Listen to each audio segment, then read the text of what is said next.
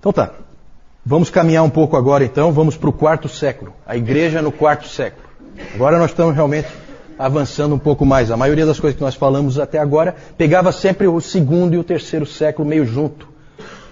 Agora nós vamos para o quarto século, que é um século em que vai mudar muita coisa. É um século em que ocorrem profundas transformações. E o próprio Império Romano estava passando por um momento de profunda transformação também. Num certo sentido, o Império Romano estava vivendo um momento de caos. Chegamos num momento em que havia 6 imperadores diferentes. 6 imperadores. No fim, acabou por prevalecendo um sujeito chamado Flávios Valérios Aurélios Constantinos, mais conhecido como Constantino. Esse Constantino, ele é um dos personagens mais importantes da história, não só da história da igreja, mas da história. Esse Constantino, ele acabou prevalecendo, acabou se tornando o único imperador. Primeiro ele se tornou imperador só do Ocidente, havia ainda um imperador no Oriente, depois ele acabou unificando o império completamente. E ele conseguiu prevalecer de uma maneira muito interessante.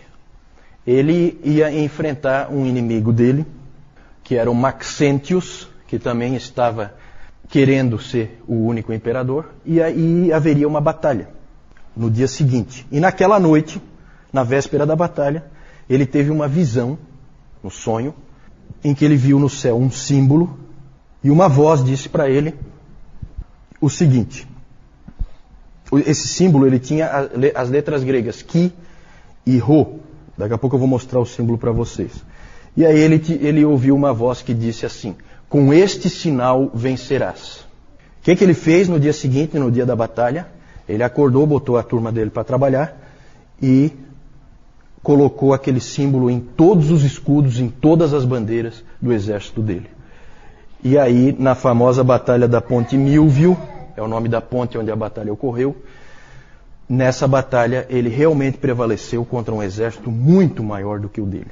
E aí ele atribuiu essa vitória à visão que ele teve. Em 313 ele entrou em acordo e aí ele se tornou o imperador único do Ocidente. Em 313, um ano muito importante na história da igreja, em 313 ele entrou em acordo com o imperador do Oriente, que era o Galério, para que cessassem as perseguições aos cristãos. Depois nós vamos ver aquele símbolo ali, esse símbolo é chamado de Labarum. E esse símbolo das letras Ki e Rho são as 2 primeiras letras de Cristo. Então ele atribuiu aquela vitória a Cristo. E aí por isso então ele começou a favorecer os cristãos. E aí ele entrou em acordo com o Galério para que cessassem as perseguições aos cristãos, e em 313 então foi publicado o Edito de Milão, o famoso Edito de Milão, que é o que define o fim das perseguições. Na verdade, no Oriente ainda continuou havendo perseguição, tá? O Galério assinou, mas acho que ele não estava tão a fim de cumprir assim, e acabou continuando a perseguição. Inclusive os mártires de Sebaste, se não me engano, foi no ano 320 que eles morreram. Por isso que as perseguições ali a gente coloca do ano 60 até o ano 320. O Edito de Milão não estancou de vez ali as perseguições. Mas já estava, né, a coisa estava indo. No Ocidente passou a haver total liberdade para exercer a fé cristã. A coisa mudou assim. Vocês imaginam como é isso? Um monte de gente morreu anteontem. E agora, de repente, todo mundo pode livremente se dizer cristão. É uma transformação brutal. Uma coisa assim que muda tudo. No ano 324, Constantino acabou tomando o controle do império inteiro. E aí ele levou a capital do império para uma outra cidade. Deixou de ser Roma, a capital do Império Romano. Para onde que ele levou? Quem sabe? Para Constantinopla. Como é que chamava a cidade? Porque Constantinopla foi ele que deu, né? Claro, humildemente, né? O nome da cidade não era esse. Como é que chamava a cidade? Bizâncio, isso mesmo, Francisco. Ele levou para a cidade de Bizâncio, e lá então ele reconstruiu a cidade, claro, para ficar à altura do imperador, construiu um monte de monumentos, aquela coisa toda, e chamou a cidade de Constantinopla. Quem já viu Constantinopla num mapa, hoje é Istambul, né? você vai ver que ela é extremamente estratégica, porque ela fica no ponto de encontro da Ásia com a Europa. E o grande inimigo dos romanos naquele tempo eram os persas que vinham do Oriente. Então ele estrategicamente levou, como ali havia muito problema, ele levou a sede do império mais para o Oriente. E isso aí vai ter consequências para a igreja, tá? Tudo tem consequências. Já vamos ver isso aí. Até a mudança de Roma para Constantinopla vai afetar a igreja profundamente. A pergunta é a seguinte: Constantino era um cristão? Isso aí é difícil de dizer. Ele, ao longo da vida dele, ele sempre viveu uma vida que se poderia dizer subcristã, né? A vida dele não correspondia à fé que tinha. Evidentemente que ele não era disciplinado como o povo comum, porque ele era o imperador e todo mundo era grato a ele. E aí nós vamos ter figuras como esse Eusébio de Cesareia, que... Bom, depois eu falo do Eusébio.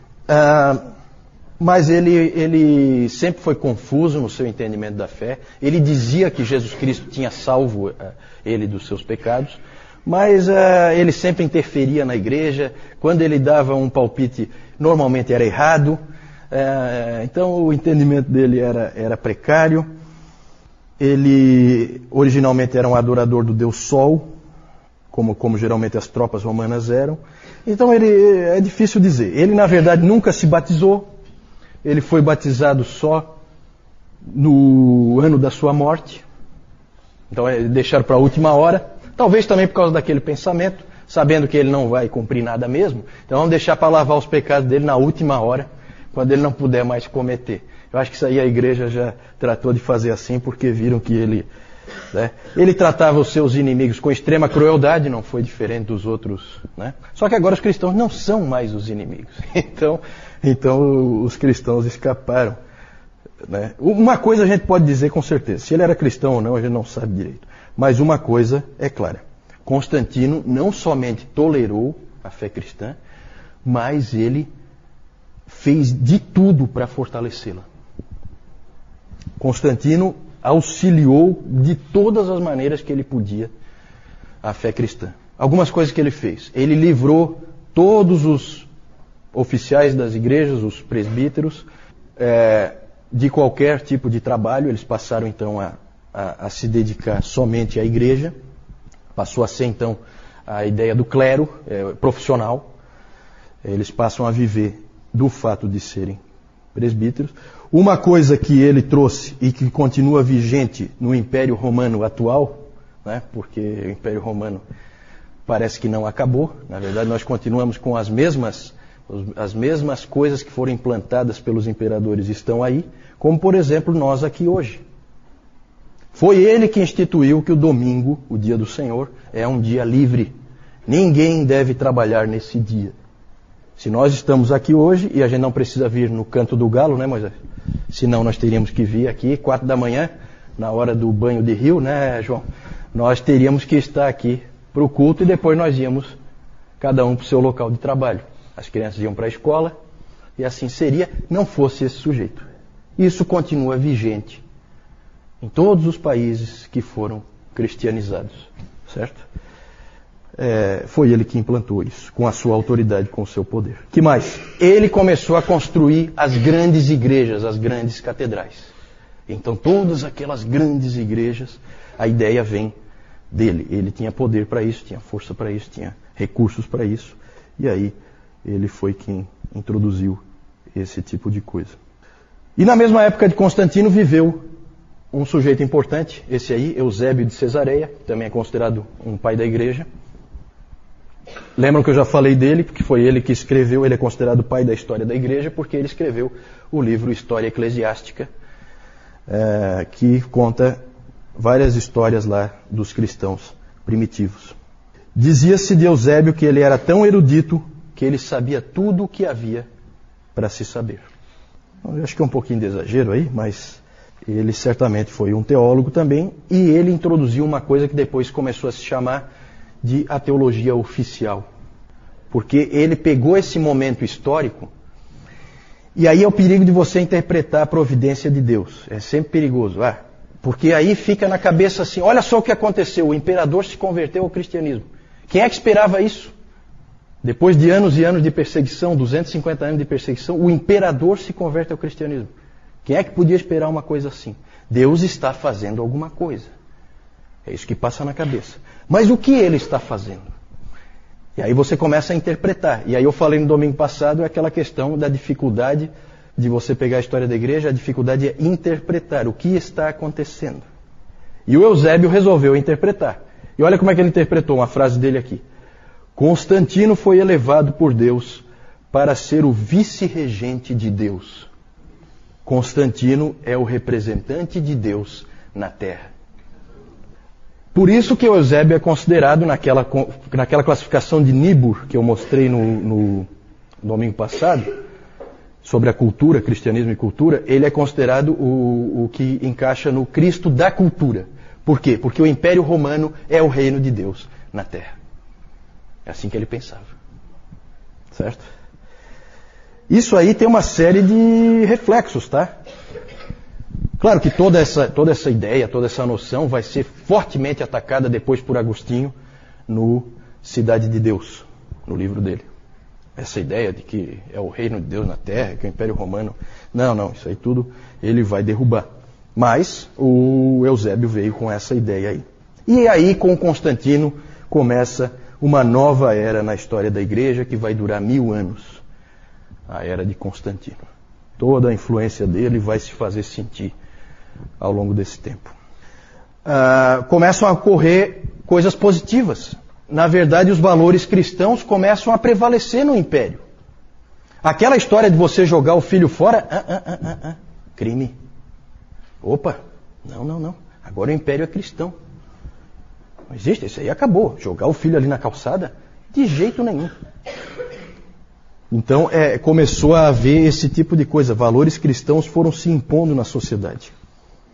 O domingo foi estabelecido como um dia livre, em que deveria haver dedicação para o Senhor.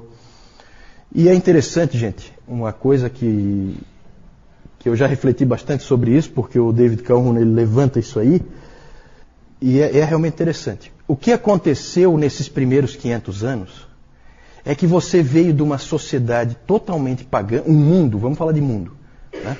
Você vem de um mundo totalmente pagão e esse mundo vai se tornando cristão. Cristão, entendam cristão de uma maneira ampla, tá? Quando a gente fala cristão, não é cristão nascido de novo. Não. Cristão de uma maneira ampla, certo? Cristo como o rei, essa visão. Você tem isso acontecendo, vem do paganismo para o cristianismo. Dali para frente tudo é cristão. O cristianismo vai se fazer sentir ao longo de toda a história, até chegar nos últimos 500 anos. Aí o Calhoun fala que é um efeito espelho, né? Porque nos últimos 500 anos, de 1500 até o ano 2000, e até hoje, nós vemos o contrário acontecendo. O mundo passa depois de 1000 anos, o mundo passa a progressivamente deixar de ser cristão e passa a voltar a ser pagão. Nós estamos vivendo isso hoje. Será que é à toa que você hoje tem o aborto defendido livremente? O homossexualismo voltando com tudo? Não que não houvesse perversões sexuais ao longo desse tempo todo. Claro que sim. Mas tinha que ser uma coisa de alcova, escondida. Hoje não, hoje é bonito. Bonito. A pornografia está aí. Então por quê? Porque nós estamos voltando ao paganismo. Interessante, essa é uma reflexão interessante para você fazer com calma. É uma coisa que impressiona na história da igreja. O tempo em que a gente vive é um tempo muito diferente de outros tempos da história da igreja, em alguns aspectos. Muitas consequências negativas também da conversão, entre aspas, de Constantino. O Peter Brown, ele usa uma expressão em que ele fala da conversão do cristianismo. Que não é o império que se converte ao cristianismo, é o cristianismo que se converte ao império. Certo? Então o cristianismo perdeu alguma coisa aí. E um historiador disse, aí para a gente entender um pouco mais, né? Porque a gente vai começando a ver agora o quê? A gente vai começando a ver a igreja cada vez mais buscando o quê? Riquezas, luxo, glória, poder. Foi sempre assim? Começou assim? Aquele grupo de pescadores que seguiam um carpinteiro? Não. Agora é o império. Agora o padrão é o padrão do imperador. As igrejas são feitas como palácios. Certo? Daqui a pouco nós vamos ver umas figuras aí que mostram já essa situação. E, na verdade, nós vemos que um historiador disse o seguinte, eu acho que também é uma frase interessante para a gente refletir. Ele fala assim: a Igreja Católica Romana é o fantasma do Império Romano. O Império Romano acabou, mas no catolicismo romano você tem todos aqueles elementos ali sobrevivendo, né, numa coisa assim meio fantasma mesmo. Né? Mas tudo ali vai se construindo. Outras consequências, por exemplo, aí eu não sei, alguns vão dizer que foi ótima, isso que eu vou falar agora, que foi uma coisa ótima, e outros vão dizer que foi péssima. O quê? Conversões em massa. Por que será? Gente, agora ser cristão é fácil e é extremamente vantajoso. Exatamente. Agora é maravilhoso ser cristão. Então você tem centenas de milhares de conversões ao cristianismo, como nunca se viu. Impressionante. O que é um imperador, né? O imperador é um grande evangelista de massas. Né? Gente, essa coisa assim de evangelismo em massa tem que tomar cuidado, porque há conversões e conversões, né? Tem que tomar um pouquinho de cuidado. E é claro que depois de Constantino surge uma coisa que antes não existia. Existiam heresias, existiam gente que entendia as coisas erradas, mas não existia uma coisa chamada nominalismo. O que é nominalismo? Cristão nominal, cristão só de nome, que não tem compromisso nenhum com Cristo, não tem compromisso nenhum com a fé cristã. Mas vai à igreja todo domingo, certo? E vai sempre prestar aquela reverência verbal a um Deus que na verdade ele não adora, ele não está nem aí, porque para ele é interessante. E aí a gente vê de novo o fantasma do Império Romano, né, no que a gente vê normalmente no catolicismo romano. Pode seguir aí? Eu não vou gastar tempo aqui, mas eu acho que a gente não pode deixar de falar, para a gente não passar a ideia de que a igreja só existia no Império Romano. Tá? A igreja fora do Império, no quarto século, o que nós temos ali? Na Ásia, o centro da igreja, a igreja mais forte na Ásia, está na Pérsia.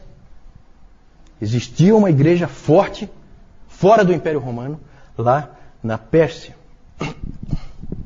Essa igreja passou a ser perseguida violentamente aí no quarto século. É interessante porque no que cessou a perseguição no Império Romano, começou na Pérsia. Talvez até pela própria cristianização do Império Romano, os persas que eram inimigos dos romanos podem ter feito essa associação de que cristãos são romanos e, portanto, são nossos inimigos.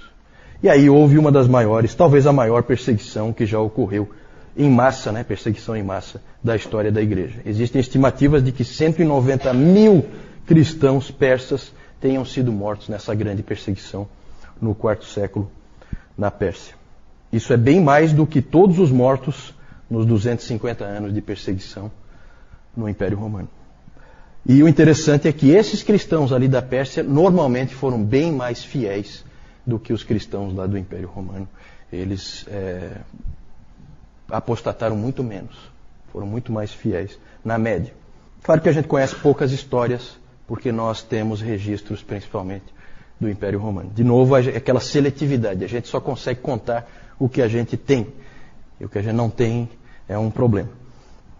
Na África também, fora do Império Romano, alguns lugares na África eram Império Romano, como nós já vimos. O norte da África todo, Tertuliano era africano, Agostinho era africano, o Cipriano era africano, você tem um monte de gente ali.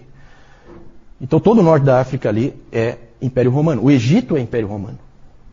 Mas mais para baixo ali do Egito, você tem o reino de Axum, que é a Etiópia, hoje é a Etiópia, que não é Império Romano.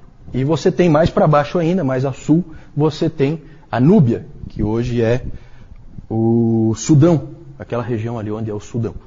esses países aí foram cristianizados. São histórias interessantes, a gente não tem tempo para ficar vendo, né? Mas é muito bacana. A Etiópia, a igreja etíope, devia a sua origem ao que eles chamavam de os 9 santos. Os 9 santos são 9 missionários que vieram da Síria. Então é bacana essa coisa mundial, né? 9 missionários da Síria vieram e evangelizaram um país inteiro, um reino inteiro, que é esse reino de Axum. A Núbia também foi, aí eu não sei exatamente quem é que alcançou, mas também havia cristianismo ali. Na Etiópia persiste essa igreja até hoje, é uma igreja separada, né? Ela tem uma história separada, ela é diferente. Na Pérsia também existe essa igreja. Vocês lembram na época da guerra do Iraque, que se dizia lá, vinha aquele Tariq Aziz, ele vinha fazer um pronunciamento e ele não era muçulmano, ele era cristão, certo? Só que ele não é um cristão evangélico ou católico ou nada disso, ele é cristão dessa igreja da Pérsia, sabe? É uma igreja completamente à parte, ela não passa pela história que nós passamos, então é diferente. A igreja na Núbia foi praticamente destruída, desapareceu, né? Ali houve principalmente perseguição da parte dos judeus. Volta só um pouquinho aí, eu só quero falar mais uma coisa. A ida de Constantino, eu falei antes que a ida de Constantino para Constantinopla, ele sai de Roma, leva o império, a sede do império para Constantinopla. Mais ou menos como o Juscelino, que levou a capital, que era Rio de Janeiro, levou para Brasília. Então aconteceu uma coisa parecida no Império Romano, só para comparar. E isso aí fez com que em Roma, que era a grande cidade, gerasse um vácuo de poder, né? Ali sempre foi a sede de poder e agora ficou assim. Tinha lá um sub-imperador, mas não era a mesma coisa. Ficou assim uma carência ali daquela cidade de poder, de ter ali alguém que fosse realmente poderoso. Adivinha quem que ocupa esse vácuo? O que vocês acham? Quem? O Papa, né? O Papa. Que aí o bispo ali, bispo é pouco, né? Bispo tem em toda a cidade. Isso é coisa pequena. Isso é coisa para qualquer um, né? Então começam a acontecer essas coisas interessantes aí. Tudo tem uma explicação histórica. Pode passar? Só aqui rapidamente, esse aqui é o Lábarum, né? Aquele símbolo. Aqui é um quadro, evidentemente, do Constantino. Lá no cantinho está o Lábarum. Então ele vendo, com este sinal vencerás. Lá a batalha da Ponte Milvio, né? Como o artista simbolizou, com uma ajuda de anjos e tal. Tudo isso aí é só arte, né? Pode passar? Aí nós já vemos a influência, né, do Império sobre a Igreja. Aquilo que o Peter Brown chamou de conversão do cristianismo. O cristianismo se convertendo a alguma outra coisa que não é cristianismo. A gente vê, por exemplo, como é que começa a ser a ceia, certo? Cálice de ouro, bandeja de ouro cravejada de pedras preciosas, certo? Olha só, né? Aqui esse símbolo aí, ó, da época, né? Você tem Jesus Cristo entregando uma chave para quem? Para Pedro, e entregando um estandarte para quem? Constantino, né? Teologia oficial. Um sarcófago de um cristão, certo? Quanto é que vocês acham que custa para você contratar um artista para fazer todo esse entalhe aqui, certo? Né? No teu leito de morte. Então começou essa coisa, luxo, pompa, riqueza, poder. Entrou na igreja. Vamos lá. Esse é o Eusébio de Cesareia, só, claro, simbolizado aí por uma figura. Vamos lá. Vamos falar agora, trocando alguma dúvida aí, nessa questão do quarto século? Não sei. A pergunta é se consta na batina dos padres esse símbolo ali, o Lábarum. Pode ser, eu até vou investigar isso aí. Pergunta interessante. Vamos ver. A pergunta da Jussara é sobre a Igreja Ortodoxa. Como é que, em que pé que está essa história de Igreja Ortodoxa, a Igreja Oriental, né? Na verdade, ainda é uma igreja única, mas começam a haver traços aí de problemas. A Igreja Oriental, ela é diferente. Ela já tem características diferentes, culturalmente ela é diferente. Mas aqui, o próprio fato do imperador ir para Constantinopla, ou seja, ele ir para o Oriente, certo? Ainda mantém uma boa unidade, certo? ainda não é o momento em que elas vão se separar. Na verdade, há um prestígio ao patriarca de Constantinopla pelo fato do imperador agora estar ali, na cidade dele, e não mais em Roma. Certo? Ele veio para o Oriente, né? Então, aí nós vamos falar bastante, tá, da Igreja Ortodoxa, né, um pouquinho mais para frente, tá?